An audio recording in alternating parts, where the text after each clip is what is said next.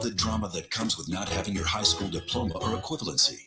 Find free adult education classes near you and finish your high school diploma. Visit finishyourdiploma.org.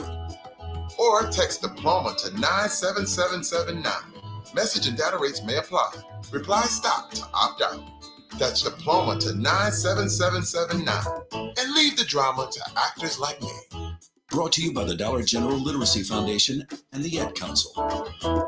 Adopt US Kids presents Multiple Choice Parenting. Your daughter just had her first breakup. Do you A, put yourself in her shoes? How could he do this to you? And for Sheila, she has split ends. B, console her. Oh, sweetie, this is going to happen a lot. 4, maybe 5 more times before you get married. C, take charge. Got to get this all straightened out. Keep a little talking to, man to man, mano a mano. Hey, Steve! It's now a good time? No? Okay, no problem. Bye. Or D, help her find a new boyfriend. I know a great place to meet boys. The internet. Nice, single boys. Never mind. How about some ice cream? As a parent, there are no perfect answers. But you don't have to be perfect to be a perfect parent. Thousands of teens in foster care will love you just the same. For more information on how you can adopt, visit adoptuskids.org. A public service announcement from the U.S. Department of Health and Human Services, Adopt U.S. Kids, and the Ad Council. This is you over 30 years ago. Are we there yet? Are we there yet? And this is your mom when you drive her back from therapy. Are we there yet? Are we there yet? Are we there yet? Roles change without us noticing. And in your new role, we help you help. AARP gives you the information to help care for your mom so that you can have patience with her, just like she did with you. Visit aarp.org/caregiving or call 1-877-333-5885 to get practical health and wellness tips to provide even better care for your loved one. Are we there yet? Remember, visit aarp.org/caregiving. AARP, we help you help. A public service announcement brought to you by AARP and the Ad Council. When I was little, I didn't talk for a long time. I liked things to always be the same. Anything new or different would scare and upset me. I was very sensitive to lights and sounds. It was almost like I had bigger eyes and ears than everyone else. So I built secret hiding places where nothing could get in. I didn't like looking people in the eye. It made me feel uncomfortable. I'd throw big tantrums over little things like when my socks didn't match. Sometimes I'd do the same things over and over. Until one day, I found out I had autism. My family got me help. Slowly, I learned how to live with it better. You can see signs of autism in children as young as 18 months. Early intervention can make a lifetime of difference. Learn the signs at autismspeaks.org/signs. Brought to you by Autism Speaks and the Ad Council. It's Thursday night, and you're grabbing drinks with some friends. Started off with a pitcher for the table, which quickly becomes 2. There's pool. And there's the photo booth. All right, everybody squeeze in. Say cheese! Followed naturally by an order of wings. And another. Can we get some extra ranch sauce? Then there's the ceremonial nightcap. So what are we doing this weekend? And lastly, it's back to the car, which, if you're buzzed,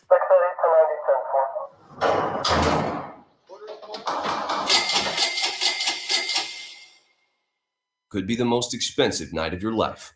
Getting pulled over for buzzed driving could cost you around $10,000 in fines, legal fees, and increased insurance rates. Nothing kills a buzz like getting pulled over for buzzed driving, because buzzed driving is drunk driving. Brought to you by the National Highway Traffic Safety Administration and the Ad Council. It's the Worldwide Sports Radio Network.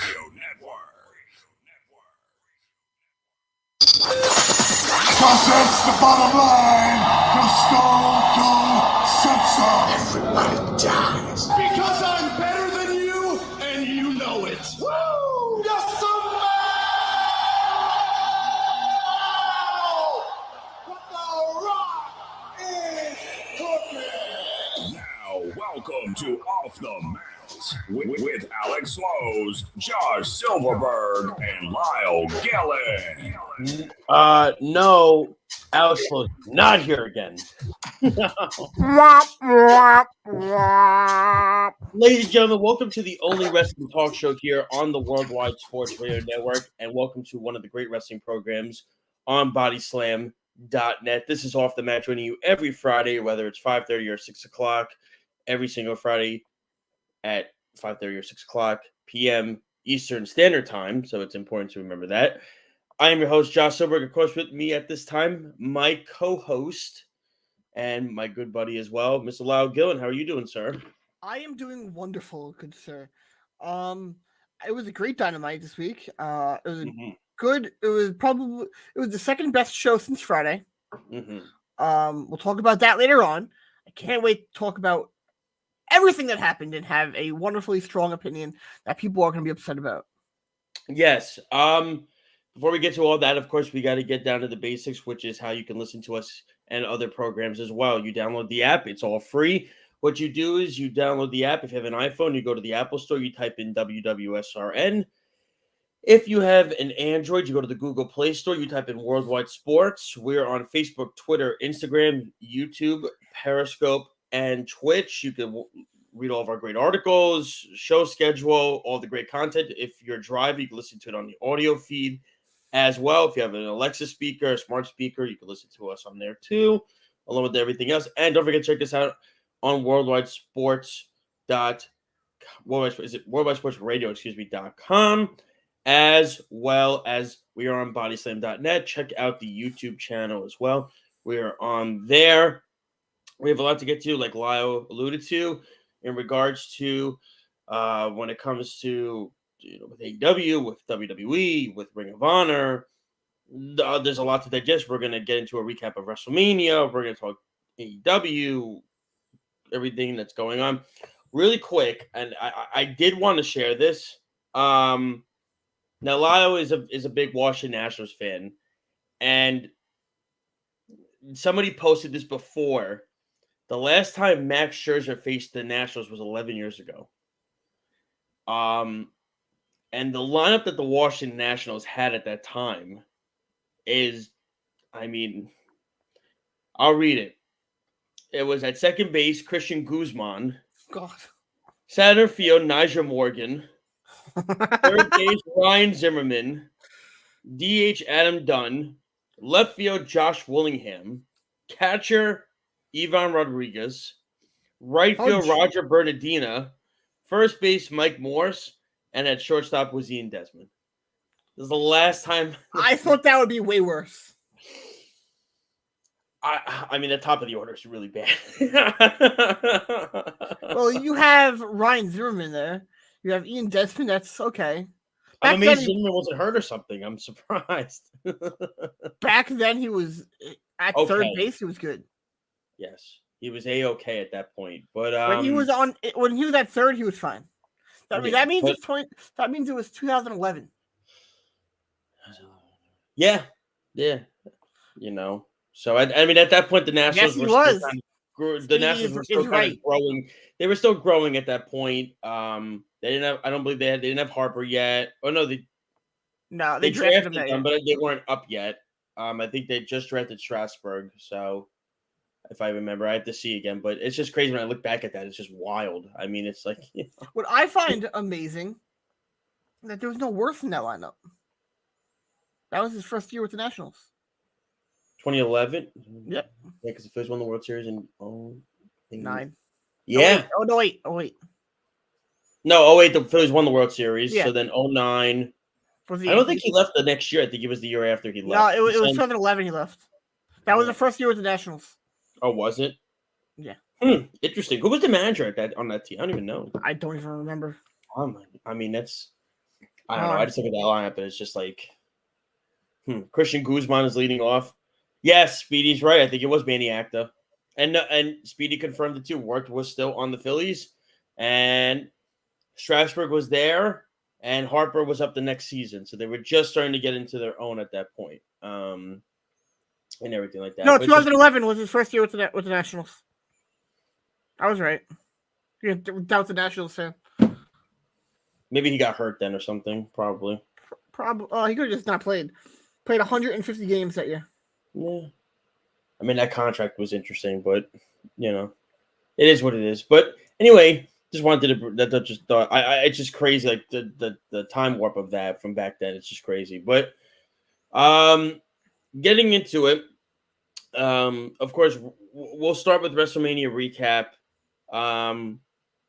I thought night one, enjoyed it a lot, really did. I thought WWE did a really good job night one, which our prediction last week, we said that was night one was the much better card. Yes. I thought Stone Cold just doing that was awesome. He literally gave every single ounce of whatever he had left in the tank. And to take a backdrop on the concrete is just remarkable. It really is remarkable that he did that. I'm watching that match, and to me, I really thought, to me, I watched the Stone Cold match back, and I really, you know what I'm saying? That was his first match since 03, so 3, 13, 14, 16. I think it was 19 years since if I'm not mistaken, he hadn't had a match. And it was a lot of fun. And Kevin Owens, what I heard was he had a ton of fun with it. I mean, you get to be the main event of a WrestleMania, which is pretty cool. I mean, I think Kevin Owens has definitely earned it. So I enjoyed that. I thought Bianca Becky was easily the best match of the weekend. That could have been. Do you think that was something that they promised him they would do if he resigned? Owens, yeah, probably, because one, Austin was always his favorite growing up. Yeah, and two, to be able to have a moment was cool for him. The best is that story that he tells. When he was younger and he was a kid, he was like 12. Or no, I think he's like 17. Wow. He was playing with his action wrestling figures, and he liked to do sound effects for the wrestlers when they came out. And he had Stone Cold. Oh yeah, I had that. The ring. It was like the ring thing. I had that for WCW. It was like a ring thing where you put them on the little stand, and it makes like their theme music pops off. It was crazy.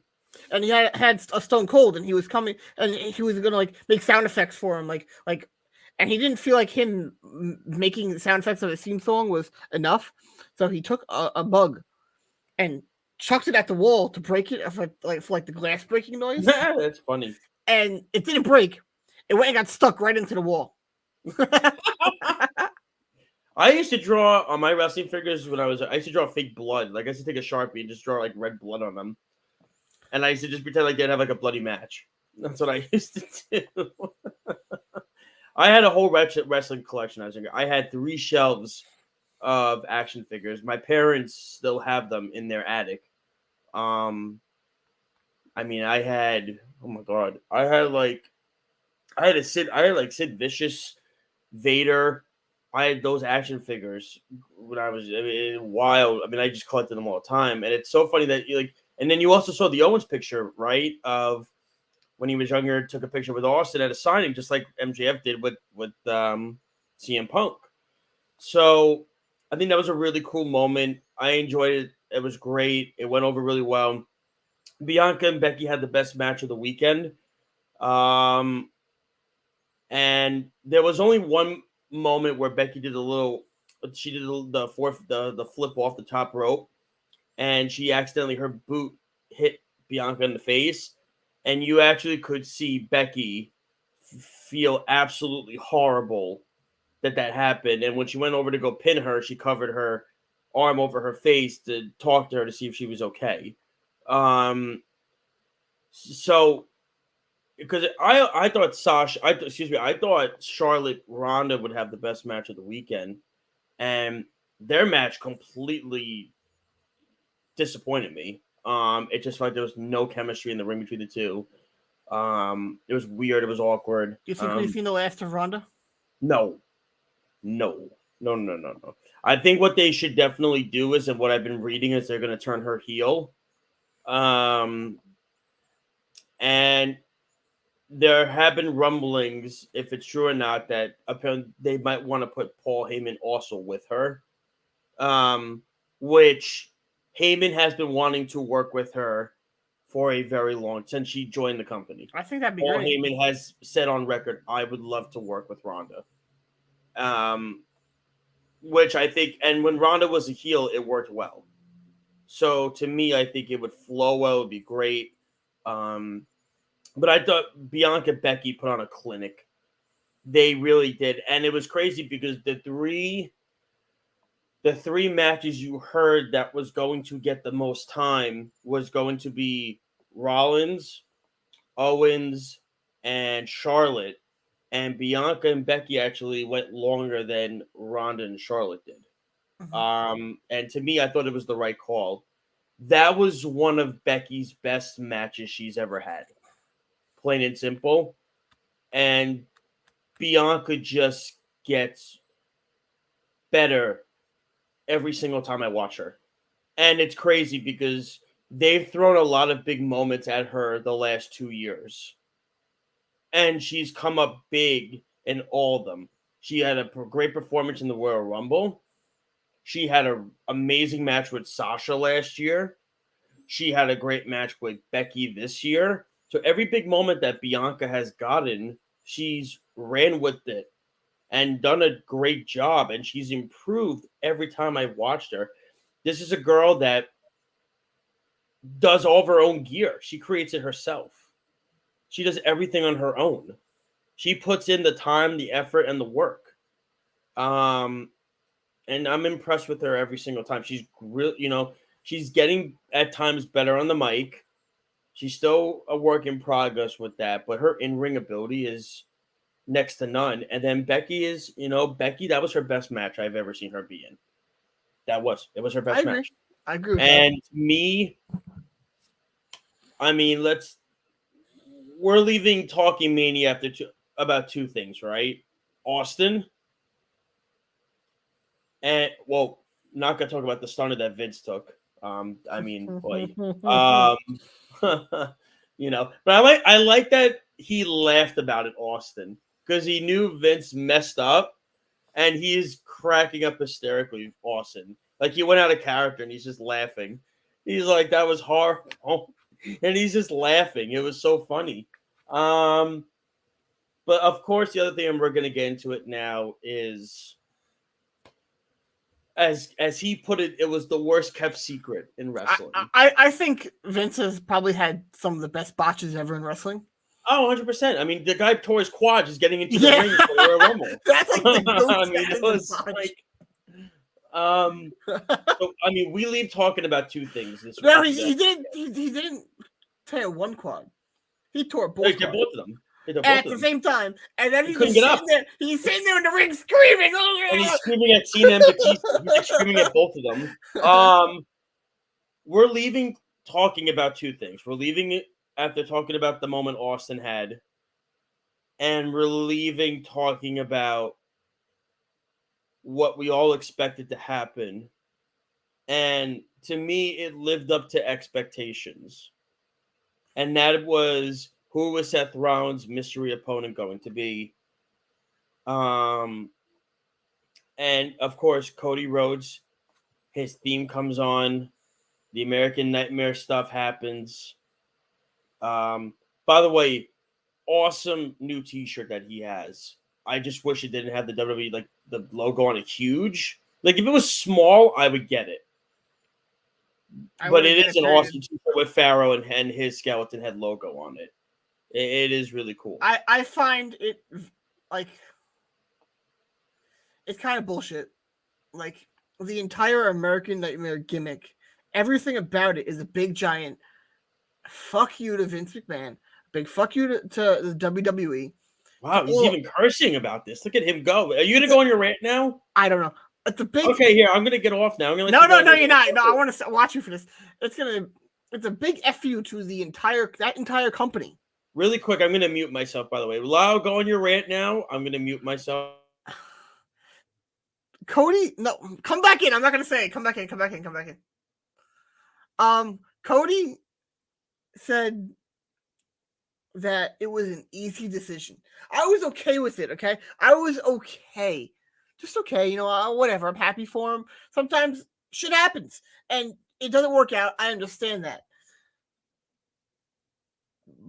But when people, and by people I mean the fans who are not WWE fans, the people Ring of Honor, New Japan, modern day AEW fans, for a brief time Impact fans, they were the ones who watched him after he left and stuck with him. They followed him. They went to shows for him. Hell, people went to Supercard of Honor in New Orleans over NXT, which in hindsight, NXT was the better show because they wanted to see Cody versus Kenny. The fans supported him all the way up there to where he was now to become that megastar. He said that he went from undesirable to undeniable. Without the fans, he never becomes that. He never, ever gets to that point. And he goes on Monday Night Raw and says, when they called it was an easy decision to go there. That's some bullshit, because that means it's saying it's an easy decision to abandon the fans. And if people want to say, oh, well, they all booed him. They booed him not because they didn't want him there anymore, but because they wanted him to be a heel. That's what they wanted. That was the Cody they fell in love with after he left WWE. As one of the most hated guys in wrestling, trying to take over the Bullet Club. That's the Cody they hated. That's the Cody they wanted on AEW TV. Every AEW fan loved the idea of him finally doing the pedigree and then becoming a full heel. But no, that never came to fruition because Cody has too big of an ego and didn't want that. So now everything Cody said, where he's saying he would never go back to WWE, is now a lie. Mr. Runnels is a liar. At the end of the day, he is. Because you can't, it's not about money, it's not about all that shit.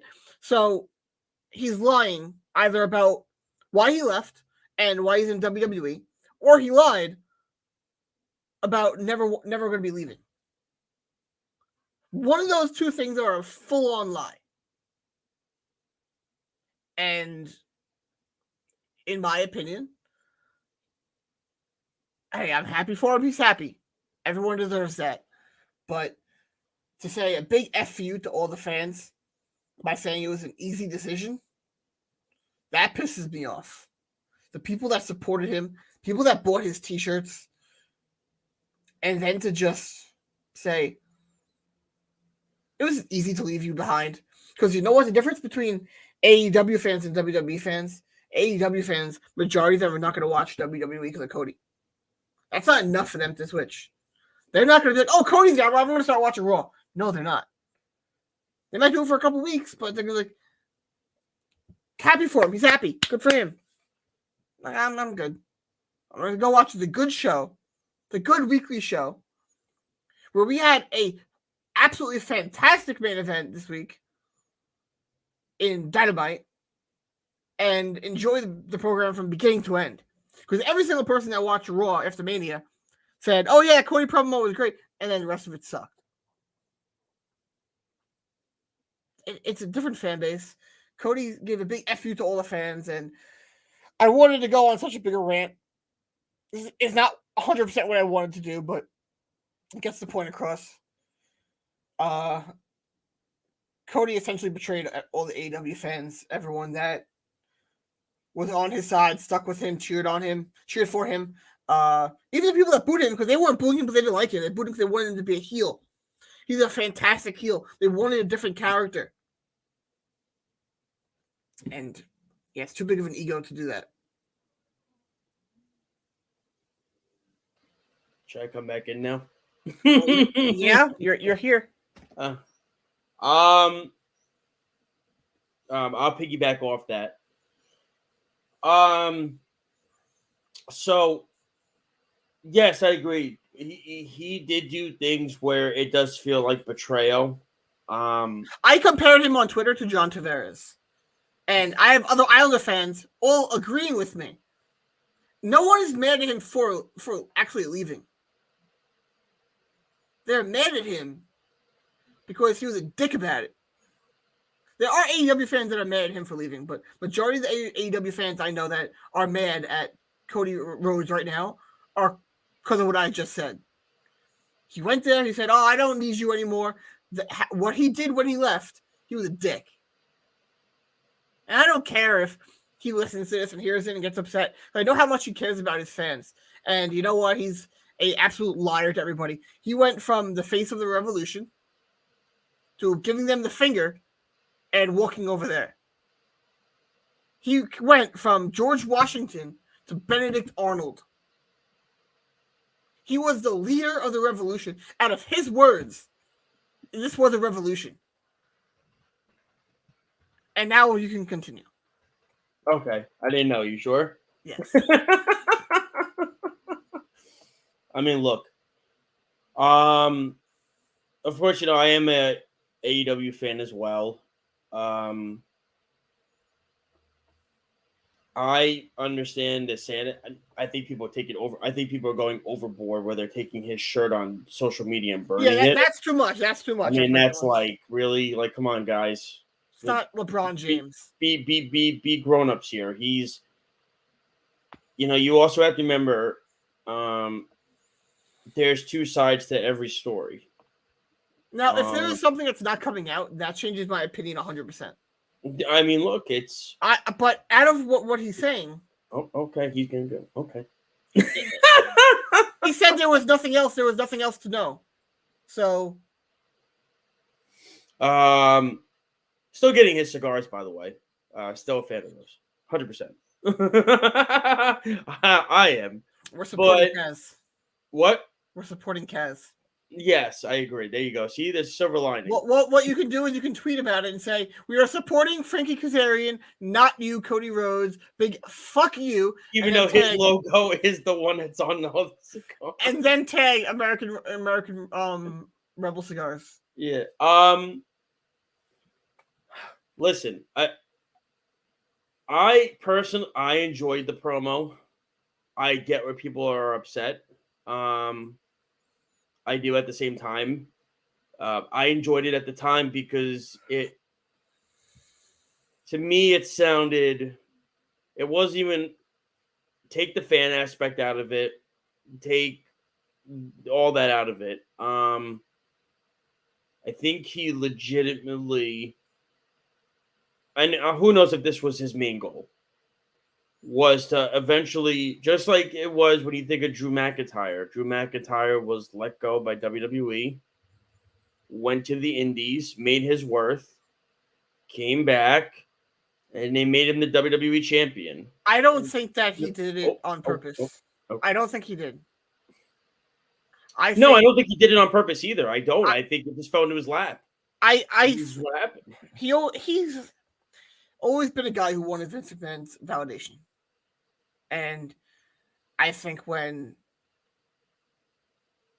he called him and essentially gave him that because of the character he made, then that made that change. And that's why it's kind of a big FU to all the fans, in my opinion. And that's fine. And I agree with you to a standpoint. I think it is an FU to the fans that did support him on the indie scene. I think it's no, we don't know how much money he was offered. He said it wasn't money. He says it wasn't, but I can tell you firsthand that it was probably a ridiculous amount of money that he was offered. Both of them probably gave him pretty fair, close offers. I'm sure it was a really good contract that he got. He got to keep everything of his. He's really the first guy or girl also that when he was on like the indie / AEW scene to come back and Vince let him keep everything. That's never usually when they come in. No, that does not happen. It's never happened. And I think that was a huge thing because apparently the report was Vince didn't know if you wanted to keep everything. and other people in the creative office. I think Bruce Pritchard was one of them that told Vince, "You need to keep what he has because it's working." Yeah, and it's smart. Well, Cody said something different. Cody said that he met with Vince at his house, and Vince said to him, "If it ain't broke, don't fix it." So again, there's probably multiple things that have come out, multiple reports that have come out. Doesn't mean it's all true. But I think legitimately Cody's promo was authentic when he said he really wants that WWE championship that his father and his brother were never able to have. Well, that's documented. That's always been a goal for him. That was something that even before he left WWE, he was documented that he wanted to do. Yeah, yes. And just like he said in his promo, his dad had the picture over their bed and their mantle of him holding the championship. And unfortunately, he did not leave that night with the championship. And, Dustin never came close to really winning it either. So, I mean, look, I don't think this was planned, obviously. I think what happened was something fell into his lap. Things happened behind the scenes with him and Tony. And he just felt it's time for me to move on. It's time. I still have a family to support. I have a daughter. I you know what I'm saying? Like, I'm not going to just sit here and not work. Like, if him and Tony aren't coming to a contract agreement, where else is he going to go? There's no other option wherever else for him to go that's going to pay him the money that WWE or AEW is going to pay him, that he can support his family. And I think he was kind of put in a corner where it was, I have to take this contract because I understand that it's going to, I've said what I've said, but I know he said it wasn't about money. But again, when you have a family, look at like me, right? Like I moved on, I'm not comparing it, but I moved on to a public school because I realize now I have a son and a wife to support. And to me, I had to make changes, and the changes need to be made. But the thing was, I always vowed to myself, I would never leave my job as a teacher in the middle of the school year because it's not fair to the students or anything. And I broke that promise and I did it anyway. Why? Money is always the first thing. And I don't care if he says it's not about money. Money is always the first thing. My school was paying me triple from what I was getting before. And I knew it was going to help support myself and my family. And I think Cody looked at this as, I really want to stay in AEW, but I just don't think this relationship can be fixed anymore between Tony and I. And I think we need to go our separate ways. And Cody was still supporting AEW even after he left. He still follows them on Twitter. He probably still going to support them. Mm-hmm. QT Marshall and Spark and Sparks were behind the scenes at WrestleMania. Yeah, I mean, look at it this way: QT Marshall and Ricky Starks were helping him pack his stuff. And the thing that we have to remember is that Cody is one of the big reasons why a lot of these AEW wrestlers are here. He, what I'm saying? Like, who's next? Who's next for what? To go from AEW to WWE. I have a few people. I do. I really think MJF would be one of them. I'm on the fence with him. I don't think he's not going to be able to be the same character at all. He's not. He's not, but I think he'll take it because of the money. I think WWE. I think Khan will offer him a crap ton of money to stay. WWE will give him a contract you wouldn't believe that I just think Tony Khan's going to say, this is crazy. You work 1 day a week. And again, you have to remember the schedule is different for WWE. Yeah. Their schedule is 3 or 4 days a week, sometimes with pay-per-views. AEW. But he could get paid. He could get paid almost the same money from AEW to work 1 day a week. I mean, it depends. It depends what Tony feels the worth is. That's how I view Tony. I don't think he lets is the worth there. I don't think he lets those main 4 guys leave. I think Wardlow is another one. I could picture him over MJF, but he's over his shit right now, man. Why would you want to leave and get really good money and leave a place that you are built and over at? I don't. That does not make sense to me. I mean, it's just money. It always comes If down to money. you're getting the same amount of money, though, he has plenty of money. Who knows what MJF is thinking though? Who knows what he's thinking? Who knows? Who knows what he's thinking? Like, you know what I'm saying? Like, this Cody dynamic has changed so many things. You know what I'm saying? Like in the tag team division, there are a bunch of tag teams I could see leaving to go to WWE. Yeah, because there's just too many. There's too many tag teams in AEW. I can picture Pride and Powerful leaving. So can I. Yeah. Private Party is another one. 100%. I think that the problem is it's like you bring in Red Dragon, you now have Moxley and Danielson, you already have Jurassic Express, you already have FTR, you already have the Young Bucks, you already have Best Friends. Like, you have a billion tag teams in this company already that it's almost like if you're like Proud and Powerful and you're Private Party and you're, I mean, I'm trying, you know, like if you're thinking like Butcher and the Blade or something like that, like. I don't think there'll be a guy that goes. No, I'm just giving examples, but I'm saying like you have to be saying in your head like, where do I go from here? Like, can I go up anymore? Or is this it? Is this all I'm going to get? You know, like think about the last few tag team champions that have been made.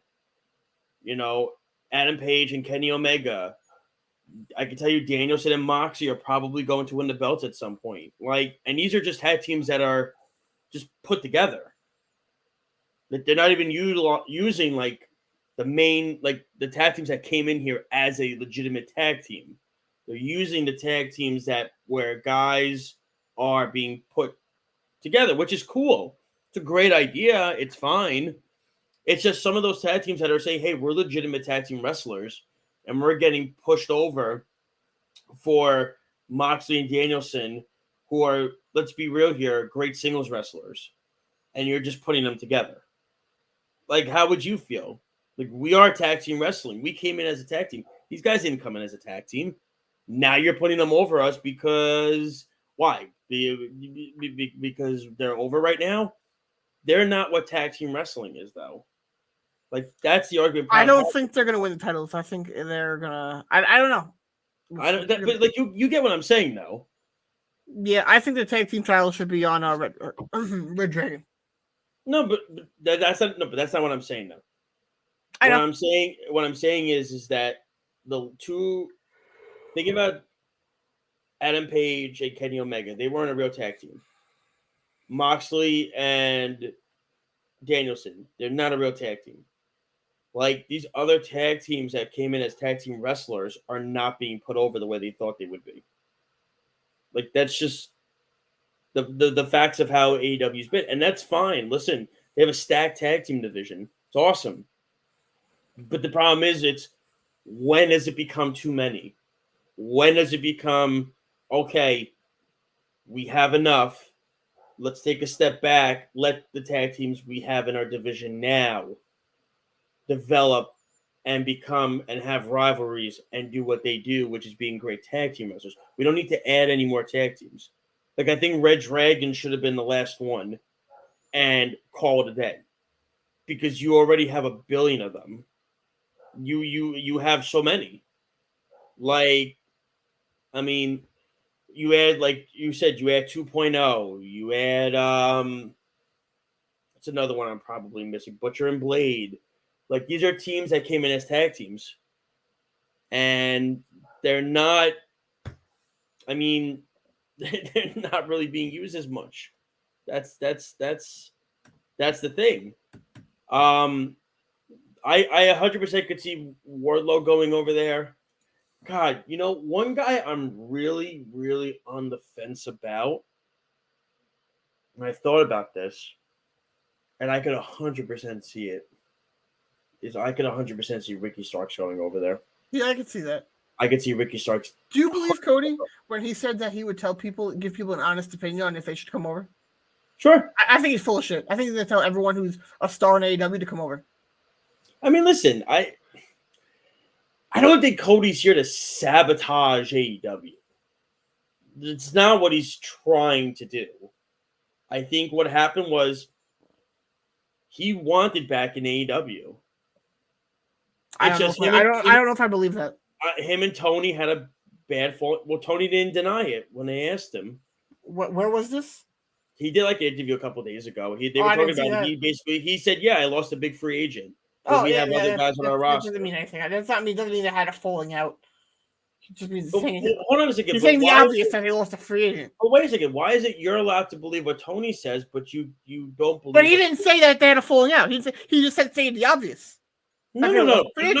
But what I'm saying is clearly there was a falling out because other reporters have said, other people have said that they couldn't come to terms. The title got stripped from him of EVP. But Cody, no. He said I'm not believing Cody. I am believing Cody. Cody said that none of that had anything to do with it. Of course, I mean, look, he's not trying to start bad blood. You don't want to leave. You don't want to leave letting the door slam on your old boss on the way out. Because say you have to go back. But he said that was never the case. None of that ever happened. So you're the one who's not believing him, not me. He said I'm not believing him. But you're the one who doesn't believe him. I don't buy it. To me, when somebody strips you of a title, it's a demotion. It's a demotion. And if it happens to anybody in the world, and I don't care what anybody says, it will piss you off. It will piss you off. And I think Cody was legitimately pissed off because he was EVP of this company and he helped invest a lot of money with Tony Khan to this company. And when somebody takes something away from you, you're being demoted. You're basically saying, we don't want you to do this anymore because you're he obviously didn't say this, Tony, but it's basically him saying we don't agree on things. Like, we have different values of it. And if I'm Cody, I'd be like, can we talk about this more? Can we decide on this more? Well, it's Tony's fault that he left. Not because he didn't call it that stuff, but he declined the opt-out. Why wouldn't you accept the opt-out and then try and negotiate an extension? I mean, the thing of it is, he has accepted other options from other wrestlers, but he didn't accept Cody's. Yeah. He accepted Jericho's, the Young Bucks. Tony claimed that he wanted to keep him around a lot longer than that. And that's why he didn't. He thought he'd be able to then give him a new contract. I don't know if I believe that. There's a lot of things I don't believe in this. A lot of things I don't believe in this. A lot of it is so sketchy between both sides. I do agree with that. 100%. I mean, I think Tony's at fault, and I think Cody's at fault. There's so much. Just he said, she said, he said this, she said that, he said this. Now the Young Bucks said that one day, if they ever write a book, they essentially hinted that they would talk about what really happened between them and Cody. Now, I mean, I'm wondering if they're really upset about it. Because they posted the thing that they wrote. They posted the thing in their bio. I don't think they're really upset. That's all kayfabe. I think it might just be like trolling, probably. That's kayfabe. I think they're Yes, I know what kayfabe is. Yes. I think that they will write another book and they will talk about it, but I don't think it'll be for a long time. And nor should it be. Not until they're retired. Maybe I don't even think they should be the ones to divulge the information. I don't give a shit who. I think it should come from the sources. I don't really care who. As long as someone tells me what the hell happened. No, I don't care. No, they could say what they want to say, but to me, it shouldn't come from them. It should come from Cody or Tony. That's what it should come from. It should come from the sources. It should come from, as they say, the horse's mouth. I don't think either of them are ever going to say what happened. And listen, if they want to keep it between them, they're allowed to. They have every right to keep it private from how it went down. But Another thing that Cody also said that I did agree with him on this is he didn't want to be the person that every time somebody new in the company came in, that he would go against them. I understand that one. That one I understand. I mean, but it's partially Cody's fault. He booked himself into that position by giving him having that stipulation. That was all his decision, not Tony Khan. Of course, but you know what though? I give respect that he stuck by his word with that. Well, he had no choice. It's up to Tony Khan after that point. Well, I think that was the ultimate thing. Tony wouldn't remove that and kept it, and I think that is why, because he couldn't become a main eventer. I mean, to me, he went up against who? Lance Archer. He went up against Ricky Starks. He went up against Hobbs. He went up against Malachi Black. And every time somebody new came in, like he did his thing with Darby. Every time somebody new came in, he was the guy that had to be put in the place. Now, I respect him for keeping his word for, saying that with WWE, with the championship, he wouldn't get it anymore. Because let's call it like it is. In WWE, they find ways to loophole that. Mm-hmm. He kept his word with that. And he said he didn't want to be a 15-time TNT champion. He didn't want I forgot when Brody Lee came in. Brody Lee was another one he had a rivalry with. And he put these guys over. Yeah. He put them over. He put Lee over. He put after the match with Starks didn't win, but he put him over. Yeah. He put Malachi Black over, getting squashed in under 3 minutes. Even Lance Archer, and I said it, that was the one where Lance probably should have won. But when you look back at it at the same time, to be the first ever TNT champion, it goes back to when Chris Jericho was the first AEW heavyweight champion. When you're starting a brand, you need to have that special name out there to be the first champion when it goes back to, say, a trivia question. Who was the first champion in AEW? Everybody's going to remember it's Chris Jericho. It's a name. I mean, that's just how it is. People thought Adam Page should have won, but I said at the time Jericho should be the one that wins because he was the right winner. It was the name. It was the win. It was the name. He did it. He's what the accolades that he's accomplished. I don't know what was left for Cody to even do in AEW that he couldn't challenge for the AEW Heavyweight Championship. It was so limited. It was, yeah. It was just, what could he have done? And I respect him. His match with Seth at Mania was really good. Really good. It was, yeah. It was awesome. And Seth, actually, it was so funny. When we were talking about these rumors, I think it was you that asked the question, who do you think Cody should fight in WWE? And I said Seth Rollins would be perfect because their styles are almost identical. And Seth Rollins was also Dusty's one of Dusty's proteges. It was. Mm-hmm. By the way, kudos to Seth Rollins, by the way. Thank you for putting Dave Meltzer in his place with his ratings. I thought that was a little unprofessional. Oh, really? I thought it was fine. Well, especially since it's not a set bar for everything. I think Seth Rollins is upset. I hate his ratings. It's all his opinion. That's all it is. That's fine. And again, I disagree with his opinions. Like everyone shat on Dave Meltzer when he said Vince was going to have a match, and when he was adamant that Cody was going to be going back there, and so many things that he reported about Mania, and after Mania was over, every single thing he said was true. That's fine. The rumors he could say are true. I don't agree with all of his match ratings. That's fine. It's all an opinion. You don't have to say what he said about that. Tonight the Bucks and FTR a 5-star match on Wednesday is ridiculous. What? Yeah, he didn't give them 5 stars. That's ridiculous. How? What did he give FTR Briscoes? 5. Then I agree. Because I don't think those matches are equal. I mean, look, I think the Briscoes FTR was unbelievable. I think both matches should have been 5 stars. But then you're saying they're equal.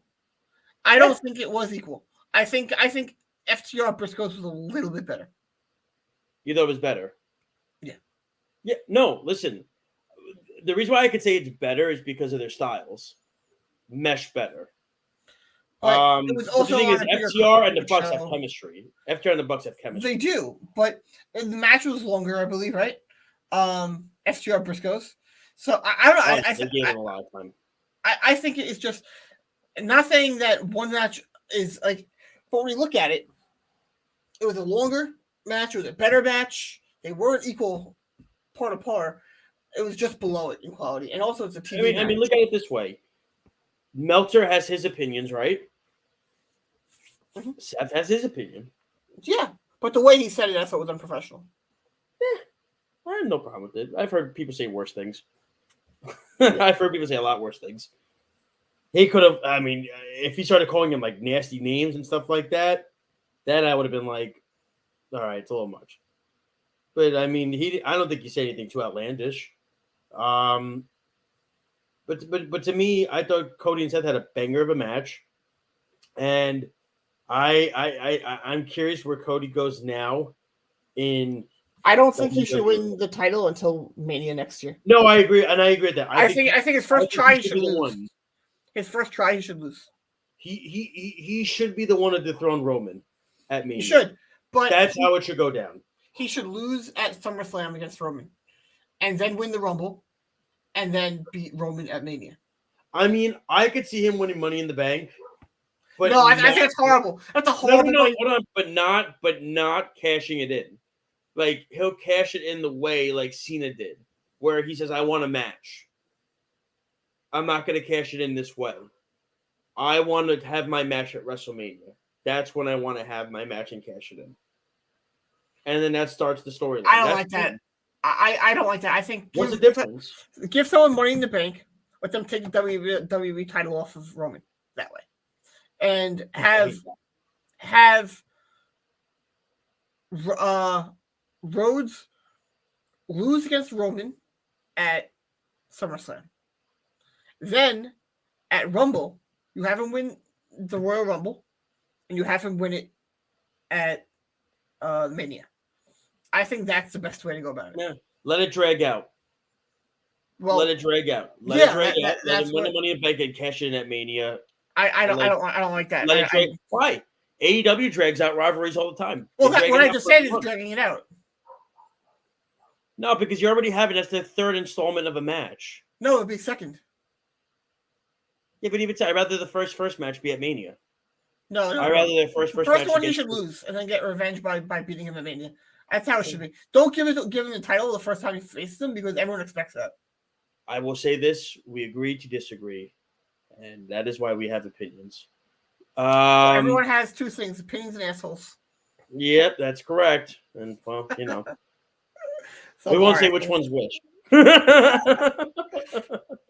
No, but before we get to our finishing move, by the way, shout out to Ring of Honor. Great show over the weekend. That was the best show of the entire weekend. Mm-hmm. Briscoes, FTR were awesome. Bucks coming out at the end. I'm curious. So I'm guessing the Briscoes are done in ROH, right? Like they're done. Then what's the point of the Young Bucks attacking them? That's the thing. I don't know, but the thing is, isn't it? It's up to Tony, right? It's up to Tony. It's up to Tony, but he's not allowed to have them in AEW. That's the problem. Nobody ever said anything about Ring of Honor. Turner doesn't want them there. They don't want them in AEW. They never said anything about Ring of Honor. No, but Turner doesn't want them there because of the comments that Jay made years ago. And I understand that because they were very, very, very insensitive, but they were also in character. I don't think they understand that, but no, they don't. For PR reasons, I understand. No, and the thing is, like, he said, and he's apologized since then. Like, he was young, naive, right? But like Sammy Guevara said what he said, and he's still in AEW. He already had a contract, though. That's fine, but it's still though. You like go look at what's his name was let go from AEW. Jimmy Havoc. Jimmy Havoc was let go. He beat his girlfriend though. But listen, like I said, he actually did something. It's two completely different things. I get it, but the Briscoes can't be there because they said something and they've apologized for it since. And by the way, if you've seen, they've actually been taking pictures with people in the community. But Sammy Guevara said what he said, and which really quick, by the way, this Sammy Guevara. That was such bullcrap that someone dug to try and drag him down during that speaking out movement when that had nothing to do with speaking out. That had nothing. By the way, this Guevara Conti thing, this couple, I love it.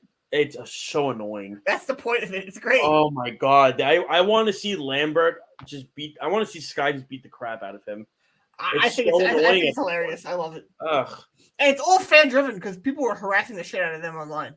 No, I mean, no offense. I mean, it's like, could you spew about your love life any more than you've done? That's the point of what they're doing. I mean, it's like, my God, I can't even deal anymore with it. It's so ridiculous. But it's like, to me, I think the Briscoes made, not Mark, Jay made a mistake. He has since completely apologized for it. He's actually been taking pictures of people in the community. He takes part in the events now, and everything like that. Yeah. There's no show on after us, so don't worry. We got a minute. But to me, I think Turner is really, so yeah, All right, let's get to our fishing move because you got. I'm guessing you have your other thing you have to do. My finishing move was actually about FTR. You look at what they did on Wednesday night with the Bucks. Look at what they did on Friday night with the Briscoes. They're a 2-time tag team champion right now. I think by the time you end the year, they have the AEW titles too. You look at it, I think right now they're the early favorite for the tag team of the year, FTR. They're doing phenomenal. They're over as can be. The scene they have is amazing. Their gear is amazing. Everything about them is just cool as hell right now, and I love them. And I think right now they are by far the favorite for the tag team of the year. For sure. And for me, my finishing move is about WrestleMania. I thought WrestleMania Night 1 went really well. They did a great job. Night 2 was not great. The main event left me a lot to be desired with Roman and Brock. But listen, I would give Mania a 5 I would give it a 6 out of 10 for the weekend. Because I would agree with that. I think a 6 out of 10. 100%. I think 6.5 out of 10 is fair. They did a lot of great things. The Sasha Bianca match was great. Cody coming out. Austin ending the show. Really, really good job. And everything like that. And everything like that. So, Lyle, I know you have to go. So if you have to log off a little earlier, I'll end the show. We're doing the how to download the app and everything like that. So no, you can go. That's fine. All right. So, really quick, before we go, here's how you listen to us every Friday night, and of course, other programming as well. You can download our app, the WSRN app. If you have an iPhone, you go to the Apple Store, you type in WWSRN. If you have an Android, you go to the Google Play Store, you type in Worldwide Sports. We're on Facebook, Twitter, Instagram, YouTube, Periscope, Twitch, and so much more. Check us out on worldwidesportsradio.com, and also check us out on one of the best wrestling inside websites out there in the country, in the world today, I should say. Bodyslam.net. Check out on the YouTube page, on the website. We are all over the place with that. Check out our Off the Mat page as well, which is on our Twitter page. Alex does a really good job. Alex will be back next week after a 2-week hiatus. He will be back. So Lyle and Alex will be on at 5:30. I have to see if I will be able to make it at 5:30. If not, I will be on at 6. Due to the fact that I have to do something that day, but I will definitely be on at 6 o'clock. So Lyle and Alex will be on at 5:30, and they will take it from there. Ladies and gentlemen, thank you so much for tuning in to our show. Thank you so much. We appreciate it every single week. All those out there, listen, enjoy the wrestling. Have a wonderful, great, enjoyable weekend. Lyle, have a great weekend, sir. We'll talk to you during the week. And thank you so much, ladies and gentlemen, for tuning in on Off the Mat right here on the Worldwide Sports Radio Network and on bodyslam.net. So for Alex Slows, for Speedy Petey, for Lyle Gillen, I'm Josh Silverberg. Have a great weekend, everybody. Kenny Omega, take it away. I must bid you adieu, so say with me now if you know it. Goodbye, and good night. Thank you for listening to Off the Mat on the Worldwide Sports Radio Network, your source for all things wrestling and sports entertainment. It's the Worldwide Sports Radio Network.